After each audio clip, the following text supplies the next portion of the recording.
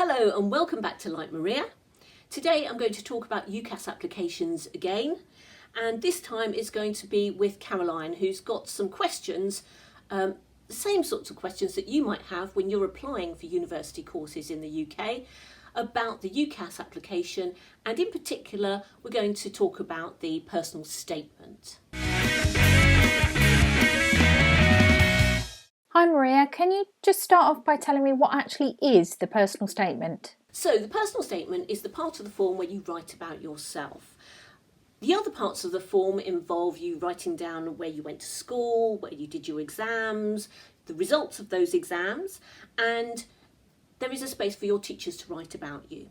But the personal statement is really where you write about yourself. So there's 4,000 characters available for this, typed characters, and you should talk about your subject and the course that you want to do at university, why you want to do that, what sort of studying you've already done for that. You should talk about some of your other academic subjects and what skills they give you.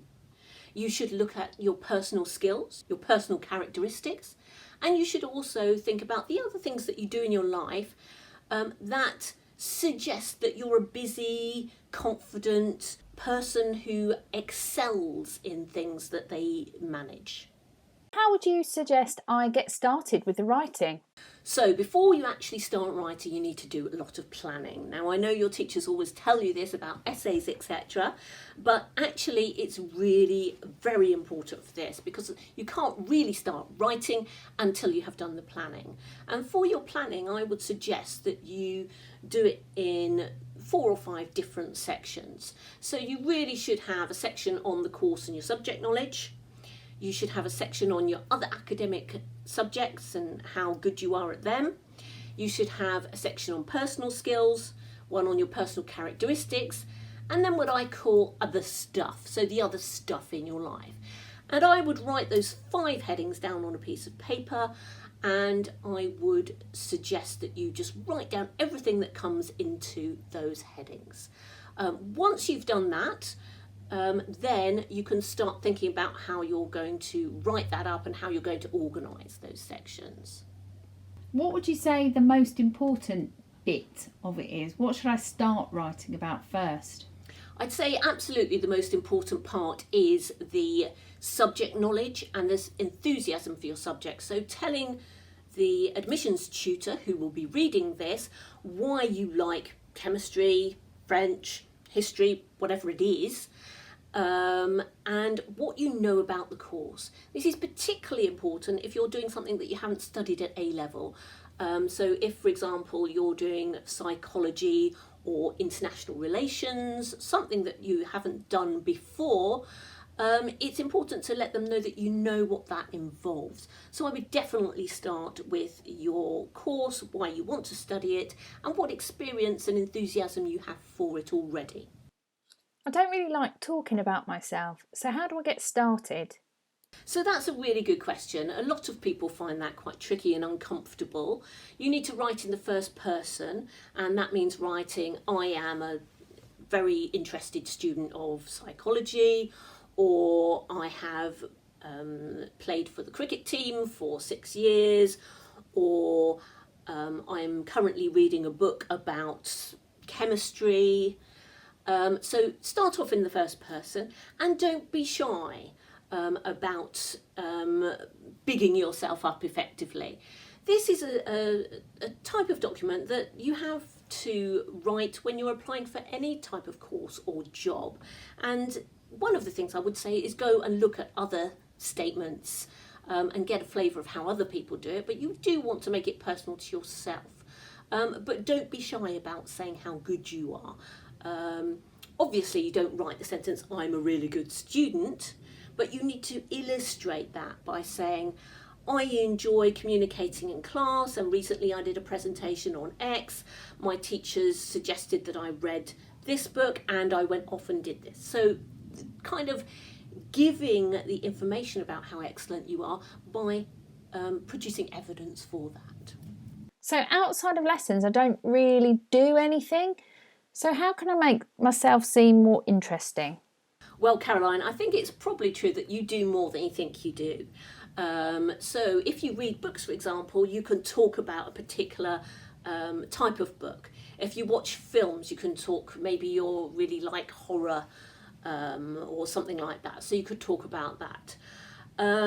If you play lots of video games, you could talk about the historical narratives involved or experience of different cultures and countries perhaps. And we all do some sports and activities and things at school and go to school trips and perhaps do a little bit of voluntary work or have a job or something like that. So I think actually when you start writing and planning, you don't need loads here. It might just be that you enjoy listening to music to relax, or you can simply write that. It's just something to show that you're not studying all the time and that you do have some other aspects to your character and your life other than psychology, French or chemistry, whatever it's you're applying for. I was a prefect in year 6. Can I talk about that?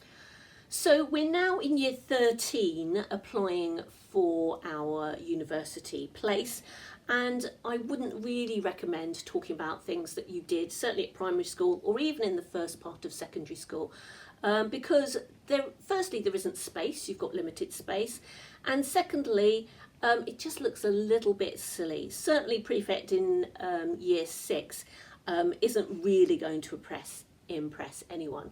Far better to talk about something you did recently, which perhaps doesn't seem quite so prestigious as being a prefect in year 6.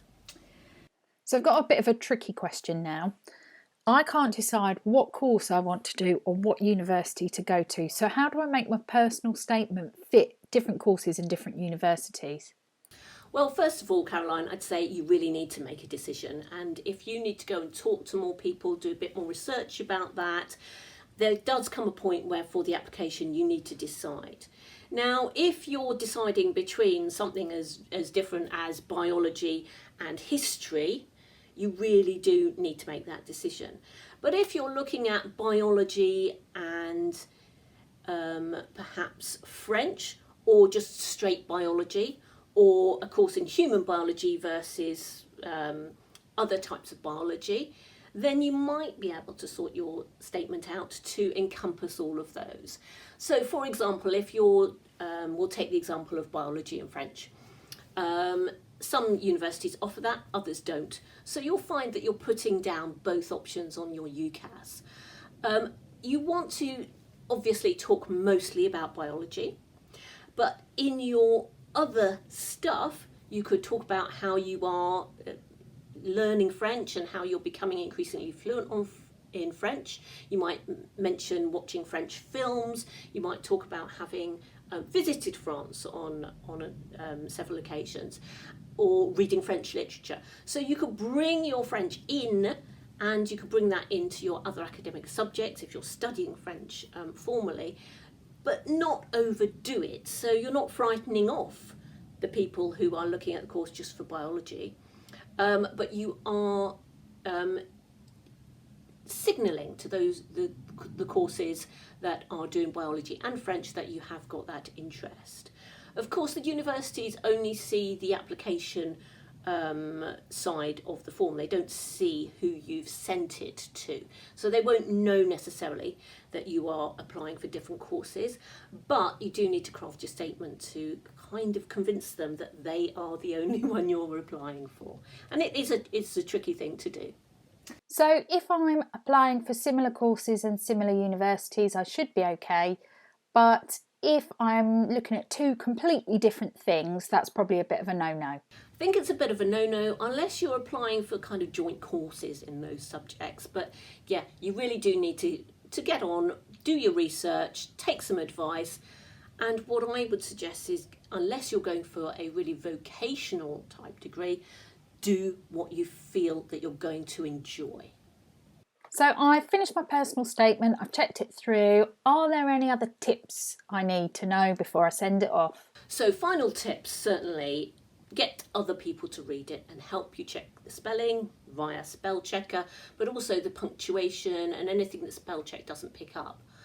I would personally read it aloud to myself slowly and maybe even record myself reading it and listen back to it, to give a sort of more personal voice to it and to let me hear myself speaking about myself.